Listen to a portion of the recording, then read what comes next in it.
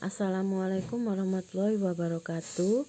Kali ini kita bertemu lagi di pembelajaran pertama biologi di kelas 9 semester 1, yaitu tentang pembelahan sel.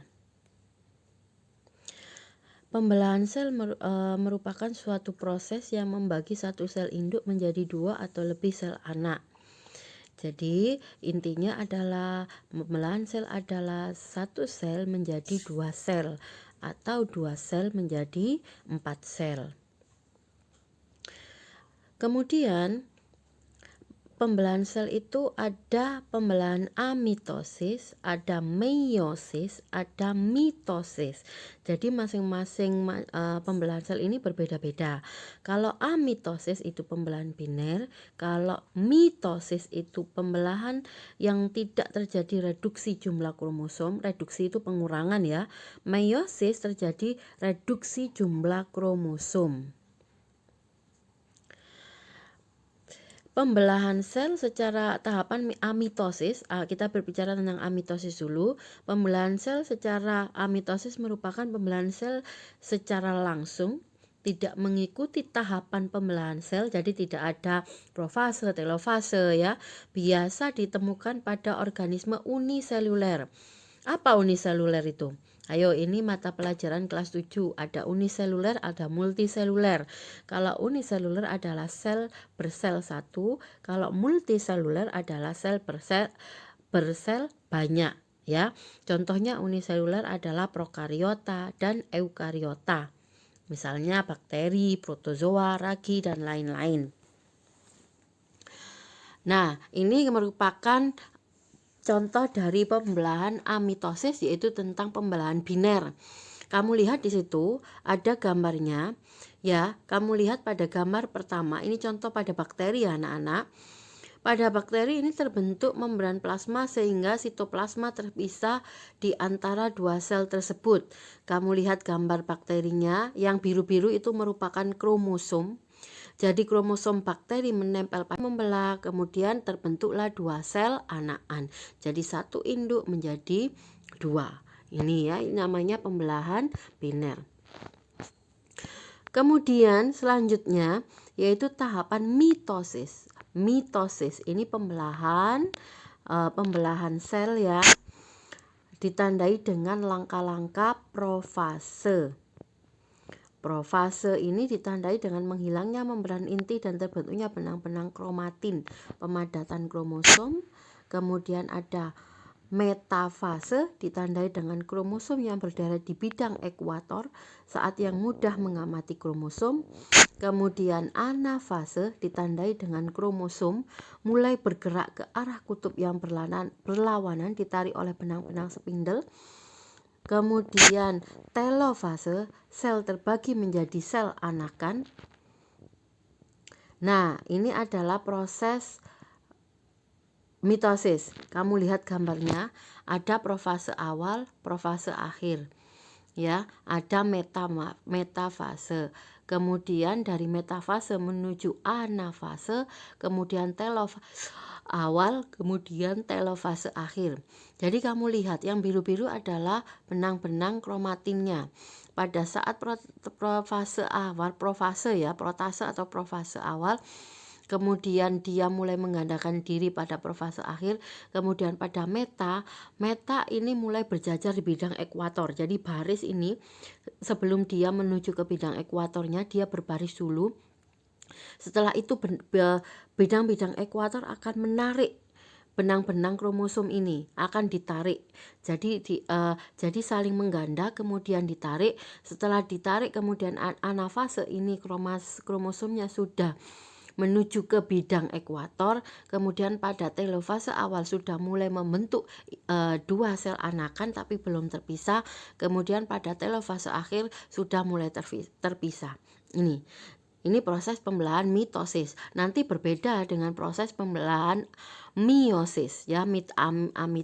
Amitosis, mitosis dan meiosis itu akan berbeda. Ya. Jadi kalau disingkat pembelahan mitosis ini prosesnya adalah pakmat anae telo Ya, Pak Mat anake telo, berarti Pak profase, Matnya metafase, anafase, telofase. Jadi singkatannya adalah Pak Mat anake telo. Ini ya, kita lihat prosesnya.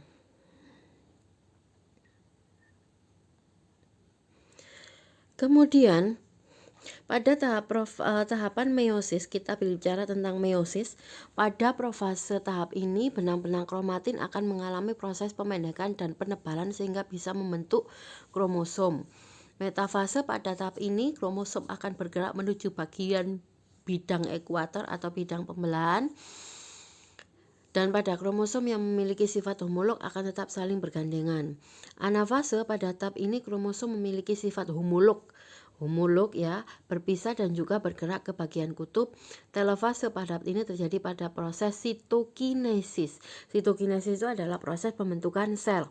Bedanya tahapan meiosis dengan mitosis, kalau meiosis mengalami 1 kali proses, sedangkan tahapan meiosis mengalami 2 kali proses. Ya anak-anak.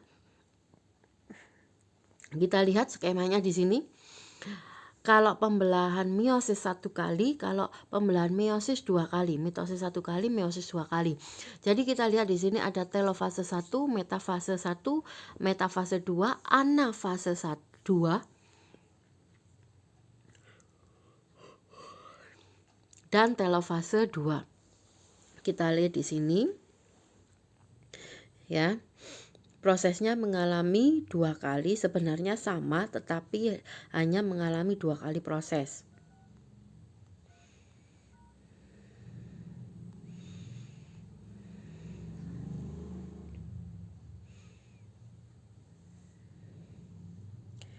Nah, dari soal, kita misalkan contoh, ada soal profase ditandai dengan apa? Nah, kita jawaban menghilangnya membran inti dan terbentuknya benang-benang kromatin atau pemadatan kromosom. Ya.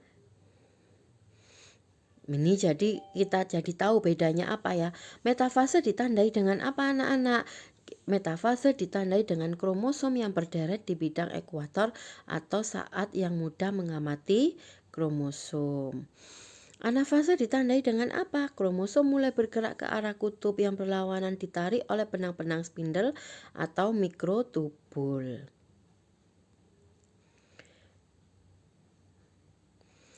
Ya, telofase sel terbagi menjadi 2 sel anakan. Sitokinesis adalah pembelahan sitoplasma. Karyokinesis adalah pembelahan inti sel. Ada 4 fase dalam pembelahan mitosis, yaitu 1 profase, 2 metafase, 3 anafase, 4 telofase. Maksudnya itu adalah urutannya, yang pertama adalah profase, yang kedua metafase, yang ketiga anafase, yang keempat telofase. Jadi Pak Mat anake telo. Diploid itu adalah kromosom hasil pembelahan mitosis yang berpasangan. Diploid itu di kan 2, berarti berpasangan, dia harus berpasangan. Kalau haploid itu 1, berarti dia tidak berpasangan ya. Tahapan karyokinesis dan sitokinesis yaitu profase, metafase, anafase, telofase, pembelahan sitoplasma yang diikuti pembentukan sekat sel yang baru dan sekat memisahkan 2 inti tersebut menjadi 2 sel anakan. Pembelahan sel terbagi menjadi 3 bagian, yaitu amitosis, mitosis, dan meiosis. Demikian anak-anak, terima kasih. Wassalamualaikum warahmatullahi wabarakatuh.